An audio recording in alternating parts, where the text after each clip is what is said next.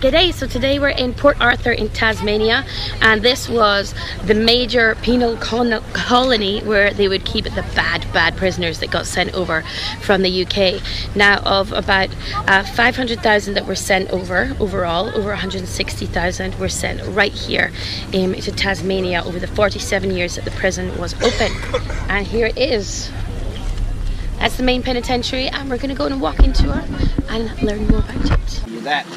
Now, all these transportation sentences are one way only, by the way. England does not want you back.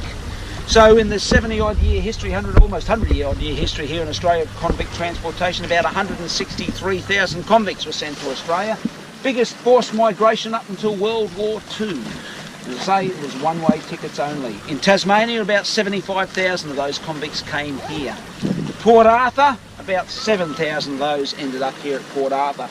Port Arthur is what they called a secondary offenders prison, and it's a male-only prison, by the way. So a secondary offender is a convict who turns up here and re-offends.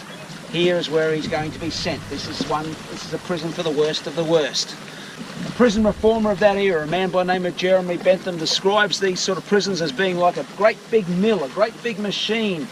The objective of this mill or this machine is to grind these convicts back into honest men. How does it do that? Well, it does it via 4 mechanisms. The first mechanism is discipline and punishment. Well, it's a prison, no surprise there. The British are very good at discipline and punishment, it would seem back in those days. Second one is separation and classification. So instead of throwing you all into one big jail cell, I'm going to separate you out. The men from the women, the adults from the children, and the hardened convicts from ones who just want to serve their time and go back home. Third cog in this machine, this is where reform kicks in, trade, training and education.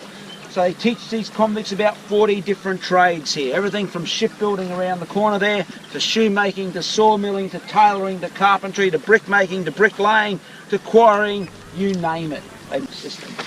Last cog in this machine, religious and moral education.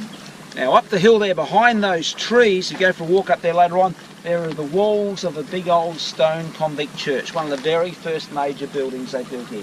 Would house 1,000 to 1,100 men at a sitting. We have some very nicely well-kept gardens around here now as well. And we've got the church as well. Nice just walking through the gardens. Now, one of the cool things you can do while you're at Port Arthur is take a cruise around the bay. And if you show your cruise card, it's free. It's a 20-minute cruise, and we go out and around the Poor Island where the young boys were kept, and we'll go around the Isle of the Dead where people were buried. Over 1,100 people were buried here in the time that it was running. And we're going to see a little bit of the bay area now.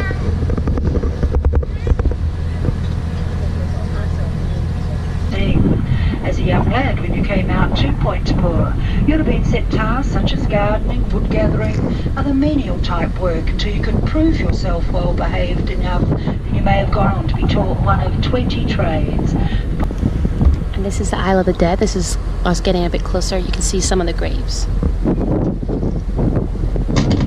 As we do come back around the Isle of the Dead on the left or port side of the vessel, you'll notice it's quite a rocky island. This is very deceiving. There's a substantial amount of sandy, loamy soil in the centre of the island. Looking carefully through the tree line as we come round, you may be able to see some of the remaining headstones. And these are headstones for the free, the military and their families. Convicts were not issued with headstones or markers of any kind. And for your shopping needs, we have little tents set up on cruise days that have different souvenirs all about Port Arthur.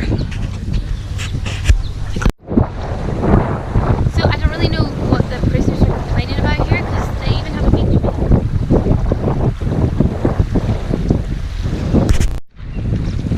Now we're walking along the seafront here, heading up to have a look at the governor's house, who has the prime real estate in the area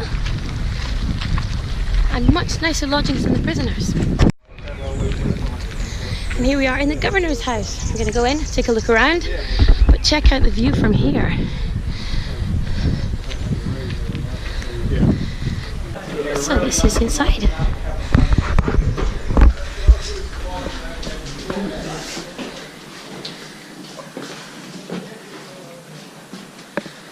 this was part of the original 4-room house, which was part of the Commandant Booth's living area before he got married in 1938. And now this was the dining room. And the Commandant Booth's waiter was convicted of murder, so he's a serving dinner, and he felt a little bit of unease every time he would pass him a bread knife at dinner, just in case he had any other intentions. And so this was the Commandant's refuge. This was his study, where he would hide from his wife, where he would work on things, and just generally get away from his job and everything. So this was a cellar or cold store area, where they would hide the booze. Now we're inside the pantry, and this was added in 1954, where they'd keep preserves, pickles, things like that at the time, because they didn't have refrigerators yet. So this is the kind of things they would keep, because you could keep it without it being cold, and it would last for a very long time. And this was the main kitchen, where everything would be prepared. And they would of course have servants for the family, for the Commandant and his family here. It has a nice china set, and they prepare all the food right in here and cook everything on the hearth. So in 1924, Marie Bainbridge inherited the Commandant's house.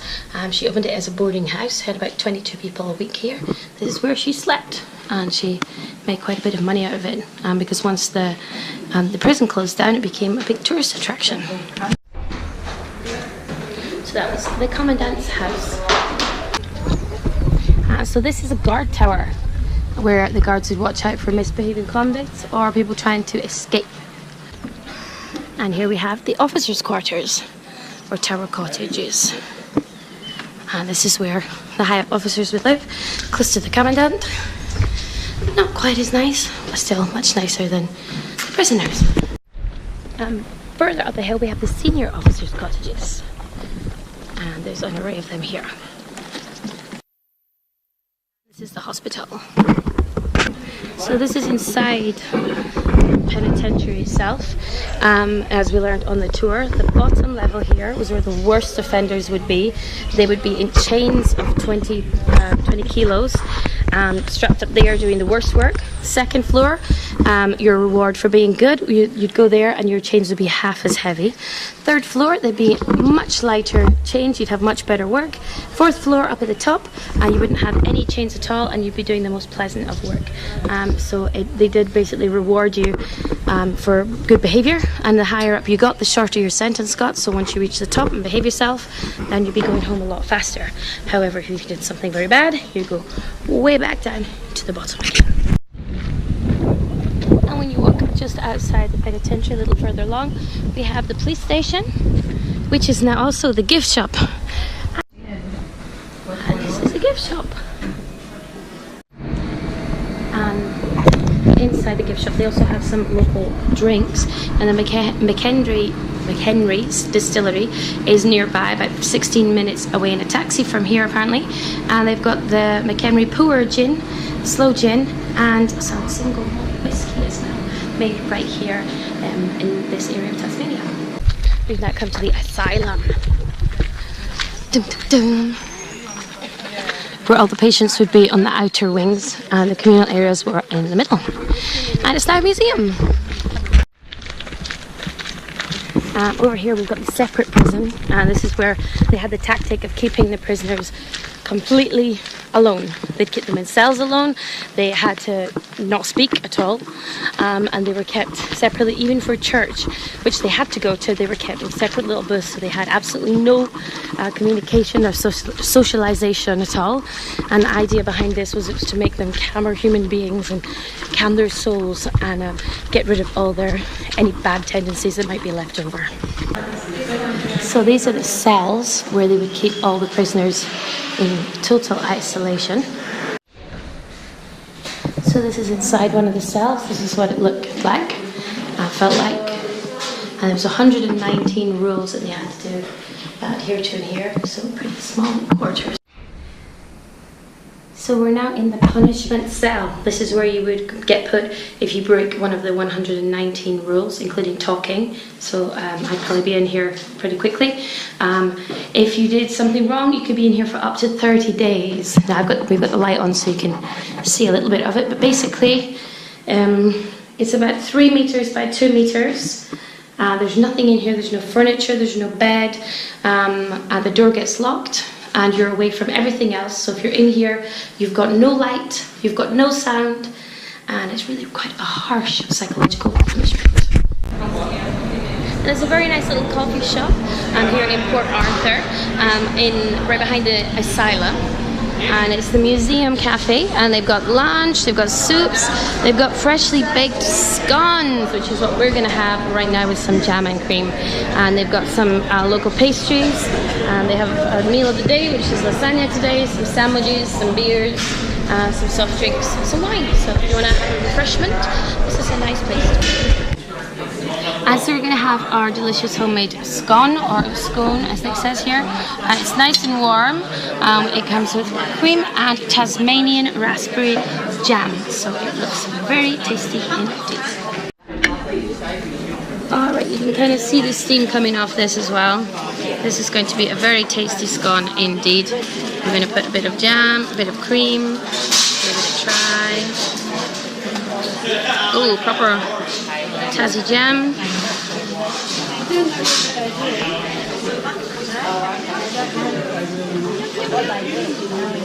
Bit of Tassie cream, and it's ready. Oh, it's hot to enjoy, and it's delicious. Now the scones here are really good, and they taste very much exactly like you'd have them in the UK, which is very rare to have ones with the same sort of recipe and texture and everything as you do outside the UK. So I'm enjoying this very much. It's very good. Now by the courtyard beside the shop, the cafe, there's the shop. Some souvenirs and more area in the cafe inside as well.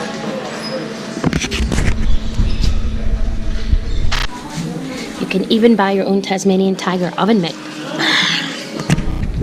So there's more little places you can stop for food. There's coffee, and there's a little tent here right beside the officers' gardens where they start as well. So plenty of places to have refreshments. And also you can learn more about the history and with all the details here in the rise and fall of the penitentiary buildings. So we had a wonderful day in Port Arthur, checking out the historic side of Port Arthur, the penitentiary, all the buildings around it. We did a local tour, we went out on the ferry, and we even had some nice local scones. So it's a great day, it's a lovely place to visit. If you're in this part of Tasmania, definitely check it out. See you next time.